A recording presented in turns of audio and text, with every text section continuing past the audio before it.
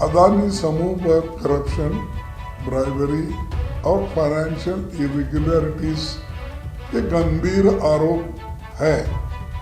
उसके बारे में हम सदन के सामने रखना चाहते थे। किसको किस रेट पर पैसे दिए गए और कितने पैसे दिए गए, इसका सब रिकॉर्ड उनके पास वहाँ पर अमेरिका के खुफिया एजेंसी ने ये सीज कर लिया है। जहाँ जहाँ मोदी जी जाते हैं वहाँ इस कंपनी को, इन लोगों को कॉन्ट्रैक्ट मिलता है। ये कैसा मिलता है? हम ये चाहते हैं कि इसको जॉइंट पार्लियामेंट्री कमेटी जेपीसी गठित किया जाए और जेपीसी में सब मालूम होता, खुला होता, उसमें हम सारे फाइल्स मंगा सकते हैं, सारे लोग, और उसमें उनके पार्टी के लोग ज़्यादा रहते हैं, हमारे लोग रहते हैं, दूसरे पार्टी के लोग रहते हैं, हर एक को रिप्रेजेंटेशन उसमें मिलता है। और वो मिलने के बाद जो दूध का दूध, पानी का पानी हो जाएगा। हमने तो 267 के तहत अदानी का मुद्दा उठाया था।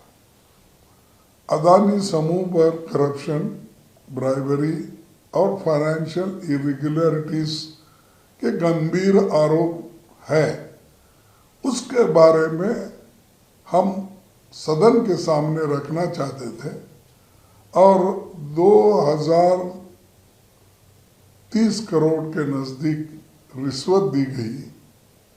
जनता के पैसे का इस्तेमाल रिश्वत के लिए दिया गया। इसके बारे में हम उनको, चेयरमैन साहब को भी समझाना चाहते थे और पार्लियामेंट के में जो भी उनके मंत्रीज हैं और प्रधानमंत्री भी अगर आते तो ठीक था, उनको हम ये मुद्दे उनके सामने रखने वाले थे। लेकिन उनके इस रिश्वत का रिकॉर्ड भी अदानी ग्रुप के जो चेयरमैन है, सीईओज है, उन्होंने तो इसका रिकॉर्ड भी रखा है, किसको किस रेट पर पैसे दिए गए और कितने पैसे दिए गए, इसका सब रिकॉर्ड उनके पास वहाँ पर अमेरिका के खुफिया एजेंसी ने ये सीज कर लिया है। उनके पास ये रिकॉर्ड है। और इससे पहले भी अदानी ग्रुप के लोग स्टॉक हेरा फेरी भी और अकाउंटिंग फ्रॉड और ओवर इन्वॉल्विंग और सेल कंपनीज, इनका भी इस्तेमाल स्टॉक प्राइस में मैनिपुलेशन किया गया है। ये आरोप भी उसमें है। फिर जहाँ जहाँ मोदी जी जाते हैं वहाँ इस समूह के कॉन्ट्रैक्ट मिलते हैं। अगर आप लोगों को ये बताना चाहूँगा मैं, बहुत लंबा लिस्ट है कि जिस जिस जगह मोदी जी ने गए हैं उस जगह कौन से कॉन्ट्रैक्ट उनको मिले हैं, ये भी मैं बता सकता हूँ। इसीलिए हम ये चाहते थे कि इसको डिस्पैशनेटली हाउस में डिस्कशन हो। इसीलिए हमने 267 के तहत आज के जो भी ये है बिजनेस है उसको आप पोस्टपोन करो और सिर्फ इसके ऊपर चर्चा ले लो, क्योंकि आप देखे होंगे कल पेपरों में, मीडिया में भर के आ रहा है जो चीज़ देश का नुकसान हो रहा है और जिसमें डायरेक्टली जो दुनिया का भरोसा हम पे उड़ रहा है, तो उस वक्त हम ये चीज़ें हाउस में लाना ज़रूरी है। देश को बचाने के लिए हमने ये मुद्दा उठाया था, ताकि हाउस को डिस्टर्ब करने के लिए नहीं। ले जो मोदी कहते हैं हाउस को डिस्टर्ब करते, हुड़दंग मचाते, वो ये हुड़दंग है। उन्होंने खुद ही बांग्लादेश गए और वहाँ पर अदानी को झारखंड इलेक्ट्रिसिटी एक्सपोर्ट उन्होंने जून 2015 में वहाँ विजिट किया था बांग्लादेश को। वो प्रोजेक्ट उसको अलोकेशन करने के लिए दिए। मलेशिया मेगा कंटेनर प्रोजेक्ट वो मार्च 2017 में गए थे, वहाँ उनको अप्रैल 2017 में ये कॉन्ट्रैक्ट मिला। इजराइल ड्रोन मैन्युफैक्चरिंग हाइपोपोर्ट एक्वायर्ड, और ये जुलाई 17 को गए थे, दिसंबर 2018 में वो इनको मिला। और सिंगापुर गए प्राइम मिनिस्टर, वहाँ investment of 1000 crore in Adani port by state owned Singapore investment firm. ये उनका विजिट हुआ 2018 में, और जून में 2018 वहाँ पर उनको कॉन्ट्रैक्ट मिला। इसी ढंग से श्रीलंका कंटेनर टर्मिनल पोर्ट 2020 को गए, प्राइम मिनिस्टर विजिट किए, वो 2020 को उनको कॉन्ट्रैक्ट मिला अदानी ग्रुप को। नेपाल गए, take over of 2 international airport, वो जून 2013 में ये गए, और ये ऑनगोइंग प्रोसेस चल रहा है। तंजानिया 30 साल की एग्रीमेंट और कंटेनर टर्मिनल ऑपरेशन का है। ये अक्टूबर 2023 को हुआ, लेकिन विजिट हुआ उनका मई 2024 में ये भी हुआ। कीनिया में मेन इंटरनेशनल एयरपोर्ट दिसंबर 2023 में हुआ, और मार्च 2024 9 प्रोजेक्ट स्टैंड्स कैंसल्ड। उसमें गड़बड़ी है, इसीलिए कीनिया के प्रेसिडेंट ने इसको कैंसल कर दिया वहाँ के लोकल लोगों के डिमांड से। देखिए, ये बाहर के लोग आकर हमारे देश को लूट रहे हैं, इसीलिए इस फर्म का बदनामी हो गया है। इसीलिए हम नहीं चाहते कि ये हैंडओवर उनको करे, तो वो भी हो गया। लेकिन प्राइम मिनिस्टर दिसंबर 2023 में गए थे वहाँ।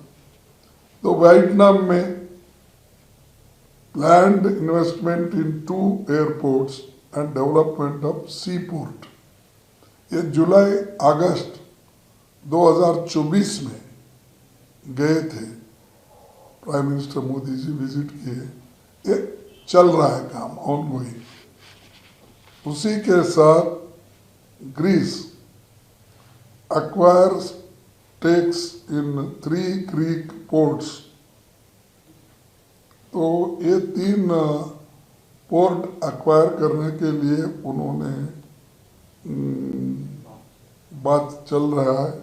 अगस्त 2023 में उन्होंने वहाँ विजिट किया, और ये प्लान्स टू एक्वायर पोर्ट्स ये चल रहा है।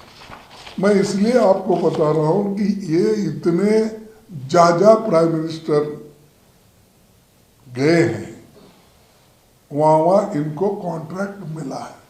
बगैर इनके आशीर्वाद से, बगैर इनके सपोर्ट से, कौन सा देश इतने देशों में इनके साथ ही करता है।